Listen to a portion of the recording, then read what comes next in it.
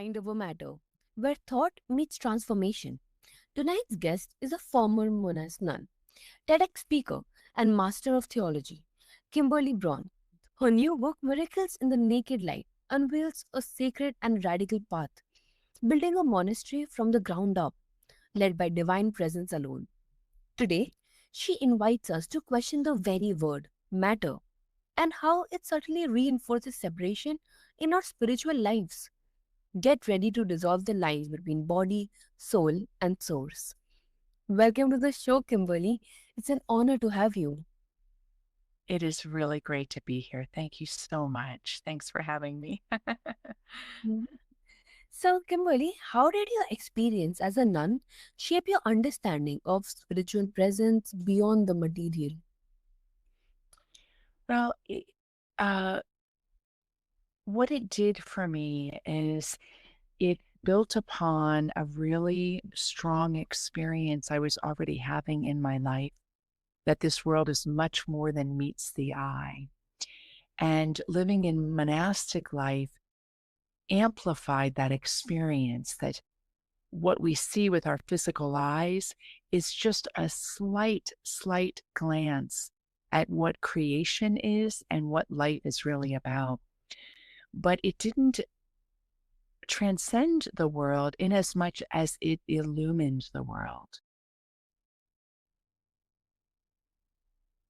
Mm-hmm, right. And when did you first sense that even the word matter was creating unnecessary duality? You know what? I think that's a really great question. And given that one of my interests is to talk a little bit about matter, I'm not really sure. I think in our collective consciousness as human beings, we continue to either wrestle with or explore what is matter and what is spirit. And because matter has a density to it that we, on a sense level, on like the touch level or the hearing level or the tasting or seeing or smelling, that we can quantify it so easily, it seemed to be different from aspects of reality that you can't quantify with those senses so easily. And at some point, then, and you can read in really early texts in spirituality, there seemed to be a sense that even matter is uh, somewhat separate from spirit in some schools of thought and almost seen as an impediment to spirituality. Whereas if you look more delicately at the nuances, I think you find that all creation, because it's created from an eternal source, it by nature of being created and upheld by eternal source must somehow be an emanation of that source or vibrating with that source. So when did I sense that? In some ways, I think my early childhood experiences were very embodied spiritually, but I can also see ways that my prayers were about um, being in the immaterial world. So it's a complicated answer personally, but when I think about the method and the understanding, it's easy to see that dualism has been something we've struggled with as human beings since the earliest writings reveal. And it's powerful how language we barely notice can form cages around spiritual freedom. I love that statement. That's really great. It is very true. Language, which is meant to help us connect, move us to freedom, let us experience belonging, security, can also form a cage that then limits our availability to the greater nuances that are beyond words. I try to allow words to penetrate things a bit more, but it very easily in the world do we create a sense of black and white when it's really not black and white. Mm-hmm, absolutely. And in your teaching, How do you guide others to see their physical experiences as spiritual rather than separate?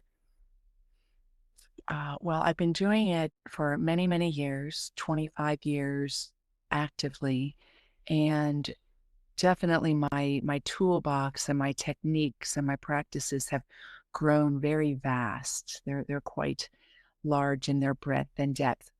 However, I do have a fundamental operating assumption that comes into all my teachings, and that is that we are the pulse of the eternal, that the very center of our being, which really isn't a center, that the very center of our being is consciousness itself, is divinity, is the not even immaterial, is beyond and all encompassing as it comes into the creative force. And since that's our center, the more we open to experience it and live from that place, the more we self realize. And that's a full body experience because a pulse is really an electromagnetic frequency that can be measured. So you get a little bit of a bridge, especially with quantum physics. You get a bit of a bridge to understand that what seemed to be beyond language can actually be put into language. I bank everything I do on that. And then with that, I craft a lot of personal experiences, different meditation and contemplative practice, and provocative reflections. Mm-hmm. Makes sense. And is there a practice you have found particularly effective in bridging the inner and outer worlds? Yes, very often the use of either heartbeat or breath, because that's something that we can say we have and it's involuntary. Using that and harnessing our awareness to either the heartbeat or the breath, I find to be very powerful in opening up to the what I would call the boundless aspects of who we are. And that's such a grounding reminder that every breath, every step can be communion. Yes, well put. It's very true. So, whether we're doing a contemplative practice, for instance, let's say we did a pranayama, which is a breath practice, and there are thousands of pranayama techniques. We're devoting special attention to using the breath as a means to experience presence, present moment reality. That being said, we can simply watch our breath through the day and that can let us drop in. Just like you said, every step, we could watch every step and that could be a way that we drop in. Mm-hmm. Right. And what's the danger of defining spiritual growth as something that transcends or escapes matter? Yeah, that's a great question as well.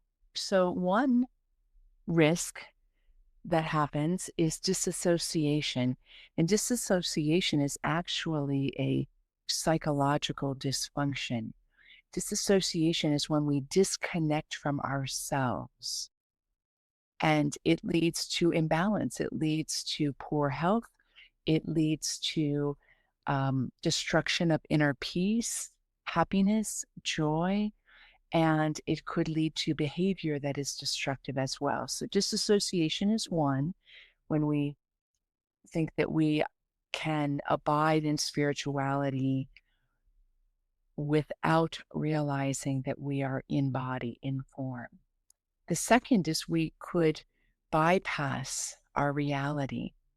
So let's say we have a challenge in our lives. And when you look at all different fields of health and wellness and growth, there's a common perspective that the only way to discover peace in challenge is to go through it. When we deny that we are made up of bodies, that we're matter, and that that is part of our strength, as well as the immaterial parts of ourselves, we could then be denying valuable and important information to our experience. We could also increase our dis-ease and the dysfunction in our life. So those are two ways that it could be dangerous to deny the material parts of our. Mm-hmm. 100%. And do you think this belief might actually delay true awakening for many seekers? Belief. Yeah, so I think it's it's nuanced. I think that as we are all seekers, because we seek joy or peace or happiness, we discover in our lives that this transactional world, the physical world, can't satisfy us on a soul level in a way that is lasting or eternal. And when we do that, then we open a door to ask deeper questions like, well, where is real soul satisfaction? And we discover that it's an immaterial path. So that is a good thing, I believe, to discover that, to discover the limitations of the physical world. However, when we come full circle, we discover that as we open up to the immaterial parts of ourselves, then the material world awakens with us. So there's a danger if we only go part of the way that we will get disconnected. But if we go full circle, inevitably everything becomes luminous.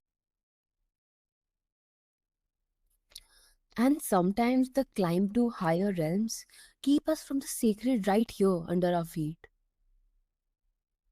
Yes, that's very true, right? Mhm. And you built a monastery without prior experience. How did that process embody your belief that presence trumps form or matter? Yeah, it's a great example, right? So for those of you listening, my new book that came out starts to tell the journey of how, as a very young woman, as a cloistered contemplative nun, I received a call through prayer and meditation to build a monastery.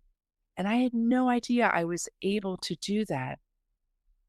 My living the rhythm of monastic life and surrendering to the unknown for it was up to 7 years at that point, that prepared me to be available to a call that was very material. I mean, what's more material than actually a building? It's very heavy. It's stone and wood and dirt and everything that's of the material world. And what that did for me without me seeking it was it took all my formation through meditation and communion in presence.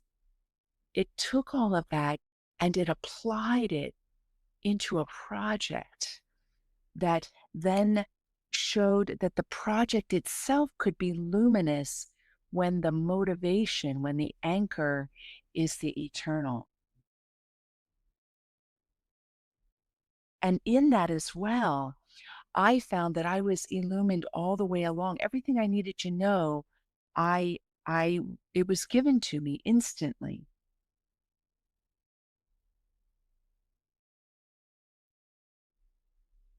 That's amazing. And were there moments of doubt where the material reality clashed with your spiritual conviction? Yes.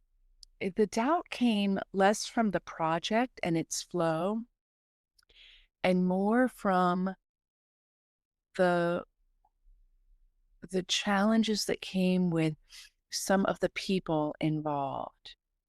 So largely, I had a very dramatically good experience, and everybody was happy, and we were all recognizing this was a tremendous gift.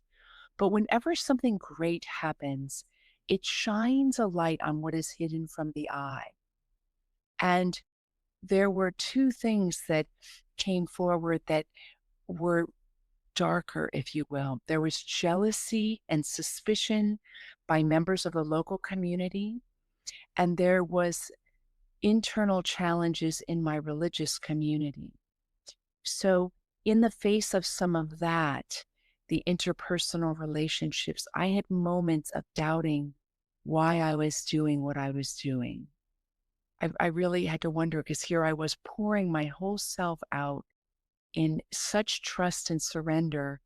And then when negative things were happening among the people I loved and among various local community members, I wondered, wow, what am I doing? What am I doing? Is this good that I'm giving my whole heart? Because there wasn't appreciation, there wasn't value for the integrity of the work. And that shook me. However, that was my personal growth. So when we open up to the process of awakening and self-realization, we're going to be challenged on every level. And we need to keep a view as to why things are happening. So I could not deny the flow of the project. I just couldn't. It was too of spirit. It was too miraculous, too amazing. But it hurt my heart so much to have betrayal and rejection and suspicion happen instead of people I cared about rising into the joy. And in that crushing of my heart, I noticed that it affected my internal peace. That was my personal growth to be done. But yes, it did hit doubts in that way. And that's such a courageous story, one where faith wasn't just felt, it was built. Yes. And for those struggling with spiritual bypassing, intellectually getting it but not feeling it, how can we move from head to heart, from idea to embodiment? Make a commitment and then investigate how you can incorporate practices that will assist you in that. I'm a big believer that meditation and contemplation are the most foundational and important practices, but other practices would be having a spiritual director or a mentor, a guide, or having good community, attending courses to learn more about yourself. But in that, I think meditation and contemplation are always part of what the process is intended to be, or what can be most helpful in your process. Mm-hmm. 100%. And how does reclaiming matter as sacred shift the way we walk through daily life? So one teaching that is very strong in my work is to take every part of our lives as a teacher.